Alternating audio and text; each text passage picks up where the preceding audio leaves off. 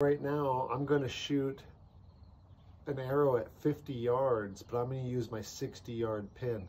The thinking behind it is that where could I aim on an elk with the wrong pin?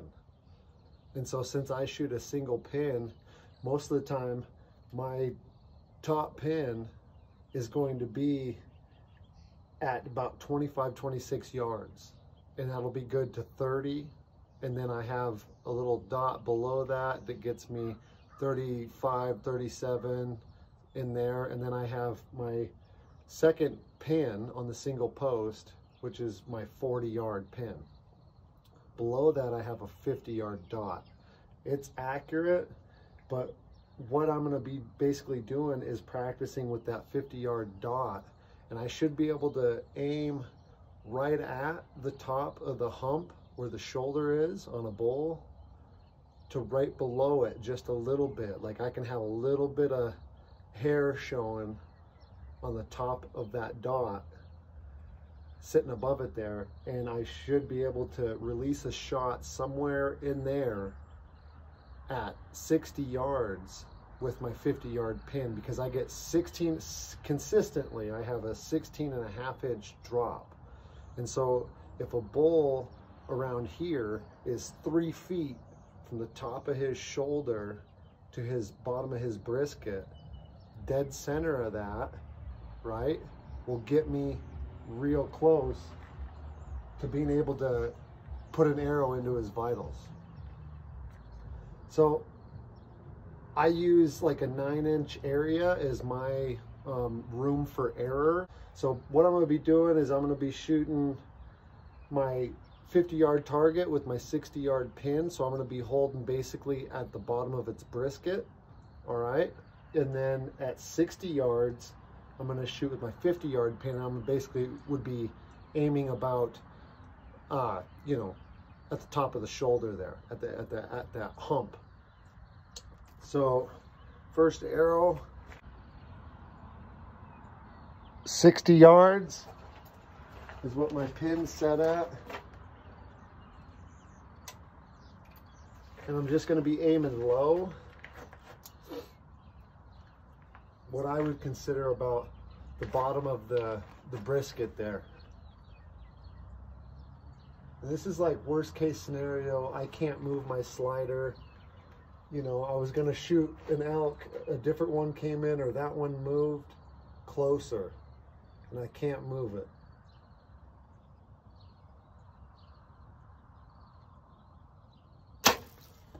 It's a trip shooting. That was a good shot. It's a trip shooting high or low, especially the low. That one weirds me out. Now I'm going to move my sight and I'm going to shoot the 60-yarder, simulating a elk that came in and ended up going a little bit further. But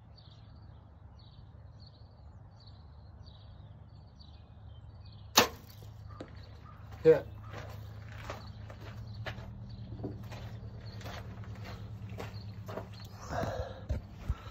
Okay, so to recap real quick, it's pretty simple concept, but basically what I'm looking at is, you know, I wasn't able to move my slider. Problem with the slider. So I have my top pin set at 60 yards, but then maybe that one moved closer or it moved out of range, and then I ended up having to shoot at a different elk or something, but it was 50 and I couldn't move my slider. So my sight is set at 60. I aim at the bottom of the brisket there, and that puts me about center mass on like a 36-inch from top to bottom chested elk. So that's where my shot hit right there. I'm aiming roughly in this area, right? I got some pin float here, and this is where I hit. This isn't an exact science, I understand that, but I feel like it's really handy to know if you're gonna risk it and shoot this type of sight, then I think it's worth having the knowledge and the confidence to be able to aim off at something and hit it it's super trippy shooting at a 50-yard target with your 60-yard pin, because you're aiming low is just weird. Aiming high, like we've all had to like kind of fudge something, right, and shoot a little bit further or something. But shooting low it's a little goofy. It doesn't, just feels unnatural. So I want to get comfortable with it just in case something happens, because I'm well aware that there are issues with that single pin. So the next scenario is, you know, I had an elk come in at 50 yards, right? And I had pre-ranged something or whatever. For whatever reason, I moved my sight to 50 yards. Okay, where would I have to hold? Well, through my testing, I know that I don't have to aim as low at the 50 with the 60-yard pin as I do have to aim high at the 60-yard target with the 50-yard pin. Makes sense. So I'm getting about 16.5-ish close inches of drop from 50 to 60. So basically what I'm thinking is I aim at the top. That shot broke right in here, close to here. And I'm consistently hitting right in here.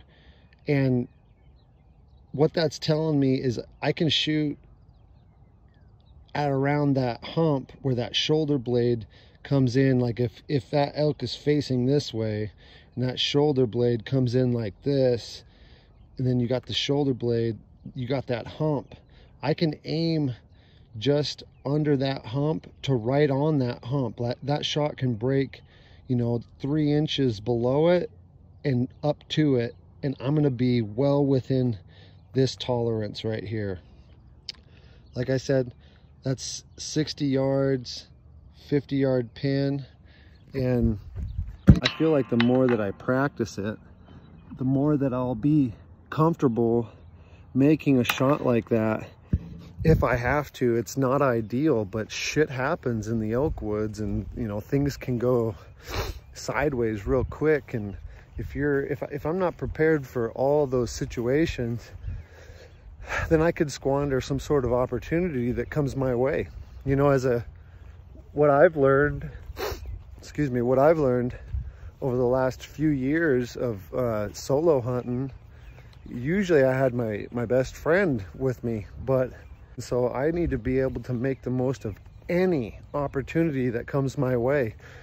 Some of my equipment choices have put me in a spot where, you know, there are things that could go awry, and I need to be able to make up for some of those shortcomings that I've chosen in my equipment.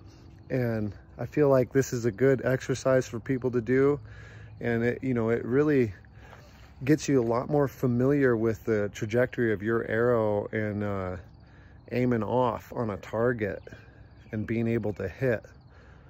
So good exercise. If that's something you guys feel like you want to give a try, you know, see what kind of drop your arrow's getting. My arrows are moving pretty slow. They're like right at, you know, 270 to 275, something like that. So they're definitely not super fast, but it's fast enough to where it, you know, repeatedly gives me shot opportunities with the wrong pin, and I can make them count at those yardages. So I haven't tried it past 60, but that may be something that I look into a little bit and see where I got to aim off. I don't like aiming like above an animal, so 60 may be my max for this type of situation here. And I like to be able to have that pin somewhere on the animal, even if it is a little high or a little low. At least I know where I'm at. If I'm floating my pin in the tree line or in the skyline or something and hoping it drops in, I just don't get the same warm and fuzzy as when it's on fur. Well, get out there and shoot. I hope you guys have a good morning. Later.